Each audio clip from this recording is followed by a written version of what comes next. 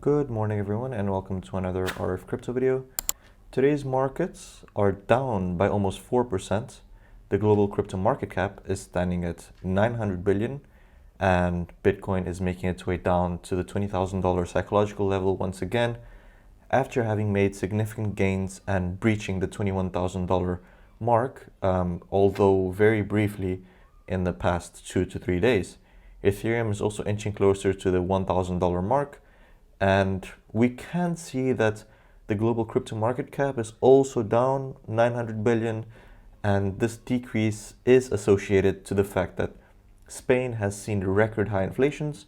And it was a surprise. We didn't expect such high inflations from Spain. This puts the European Union and the Eurozone, the monetary alliance, sort of in a pickle because they didn't want to raise interest rates due to the fact that their economic growth is already relatively low, and now I don't think they have a choice really. They'll have to increase the interest rates in order to tame this inflation.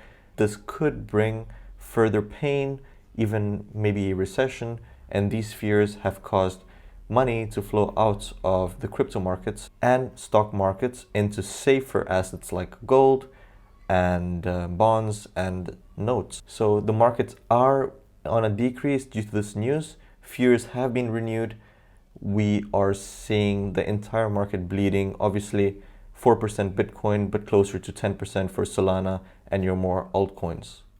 Looking at the price of Bitcoin and its chart, we see that it's at $20,000. It's at the psychological level and it's almost breaching it and going below it towards the $18,000 level. But the bulls are quickly getting in, keeping the prices stable at $20,000. We can see here that it briefly went below $20,000. It went to $19,800, but it quickly got bought up. But the selling pressures remain high due to the fact that there is a lot of inflationary pressures in the market at the moment, and this comes with negative sentiments. With this, I believe that if any other negative news triggers the market, it might lead to a runaway decrease in the price of Bitcoin towards this $18,000 level. However, for now, the markets remain stable, and since about the 19th of June, it has been trading between 20,000 and 22,000, not really moving much, consolidating, trading laterally, and now we are seeing fear creeping back and on a big scale, and whenever the price touches the $20,000 level, we do see some pushback. However, this is a sign that things aren't looking very rosy at the moment in the markets. So Mark Cuban, who is a billionaire investor and who is very famous in Shark Tank if you watch it, says that bear market will last until crypto apps are actually useful. So he has said that this bear market won't be over until there's better focus on applications with utility in the crypto industry. And he doesn't think that the markets have reached cheap prices yet. He still thinks that 20,000 for Bitcoin, 1,100 for Ethereum is still quite expensive.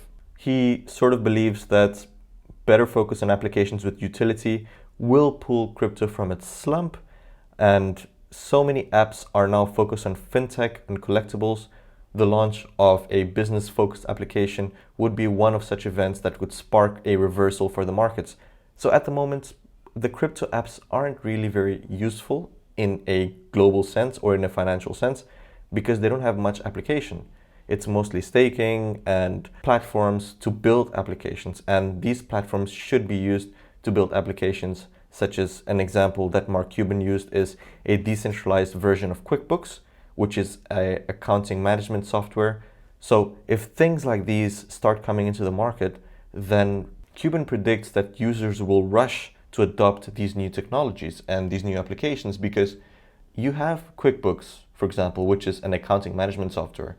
But that's centralized. It's still controlled by the parent company. However, if you have a decentralized version of such an application, then the power is with the users, and the users will rush into these applications because it offers more freedom, it offers more customizability, and it offers more security due to its decentralized nature. Cuban has also said that even though cryptocurrencies have hit a price bottom, which can be seen at 20,000, it's not cheap yet. He analyzed high market cap projects. He says that you look at market caps and you see that it's $1 billion plus market cap, or 6 billion, or 8 or 40 billion. and you don't look at it as cheap. If you remember back to DeFi summer where the prices skyrocketed, these things were selling for less than a penny and their market caps were in the hundreds of millions. And his logic is that even if the market caps are very high, it doesn't mean that it's cheap, due to the fact that the utility is still not there and the coins usually are launched in the trillions. So it is a factor where you need to dilute and create actual value before you can actually say that whether it's cheap or not. Like an example of a high market cap project which has no utility is SushiSwap, which is a decentralized exchange, and it's seen as a relatively cheap buy. He says that you get paid it if you're a liquidity provider, but then who's going to buy it from you? What's the reason for them to buy it from you? There is no actual utility. So what Cuban basically believes is that mergers will take place between different protocols and blockchains will eventually see the crypto industry consolidate, because that's what happens in every industry. And once you have a consolidated company with various types of utility, then we'll see a maturing crypto industry. And with that, we will see a boom in the industry itself. Also with regulations coming into place slowly but surely, compounded with this consolidation, the markets can only go up. Cuban was also asked about what sectors or subsectors he is most optimistic on, and he was asked whether it's layer 1s, layers 2s, NFTs or DeFi tokens. Basically what he says is that he is interested in carbon offset DeFi tokens, which he burns to offset his own personal carbon footprint. He added, whilst not everyone cares about offsetting their carbon emissions, it was the easiest way in comparison to buying carbon offsets from a broker, which he claims is quite difficult in a traditional sense. And with a lot of people becoming more concerned about the environment and more aware about the effects of global warming and their carbon footprint, this is actually quite smart. Carbon offset DeFi tokens may be the future and will be undoubtedly a successful endeavor. On some related news, Snoop Dogg says that crypto bear market weeded out those abusing the opportunities. He says that I feel like every great industry has a downfall. There's always a depression in every industry you look at: alcohol, tobacco, clothing, and food. And in the long run, he says that it might actually do the industry some good because this sort of slump weeded out all those people that weren't supposed to be in the space and all the people who were abusing the opportunities that were there in this unregulated market, in this wild, wild west world where people were just taking advantage of people's naivety and their gullibility. So a lot of platforms that actually had no utility raised millions of dollars due to their sort of dubious advertising methods.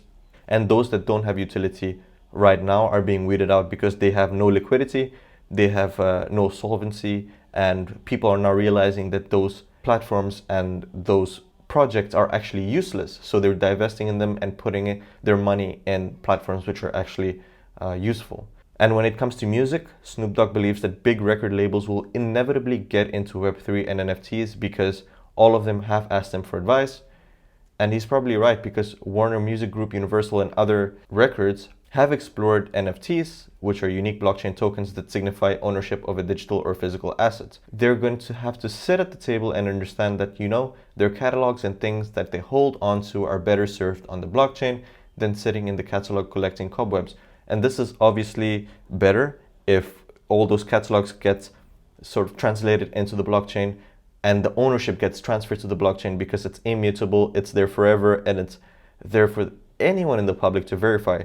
So it will increase security and it will increase transparency as well. On some bleak news, Compass Mining CEO and CFO resign, company side setbacks and disappointments.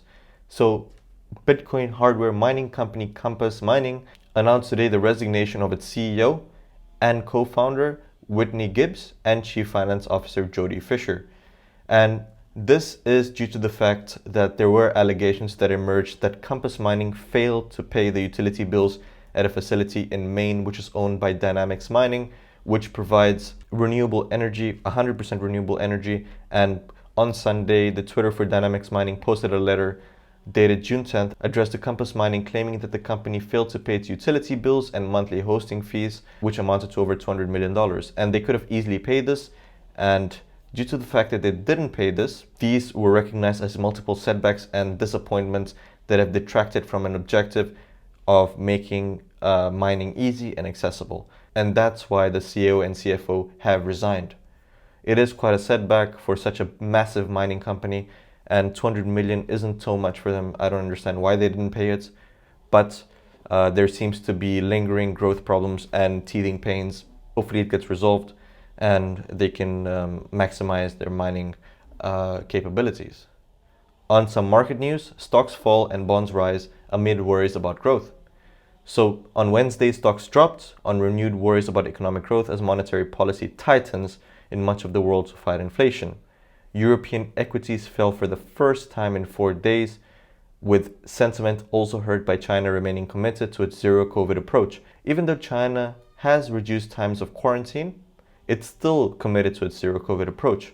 And because of this, an Asian equity index snapped a 4-day climb, losing more than 1%. So it rose for 4 days, and all of that was erased in 1 day. And another reason why the European equities fell and bond rose is that Spanish inflation has unexpectedly surged to a record high, dashing hopes that inflation in the Eurozone's fourth biggest economy had peaked, and emboldening European central bank policymakers pushing for big increases in interest rates. Investors appear skeptical that the Federal Reserve can avoid a bruising economic downturn amid sharp interest rate hikes, which has led to evaporating consumer confidence.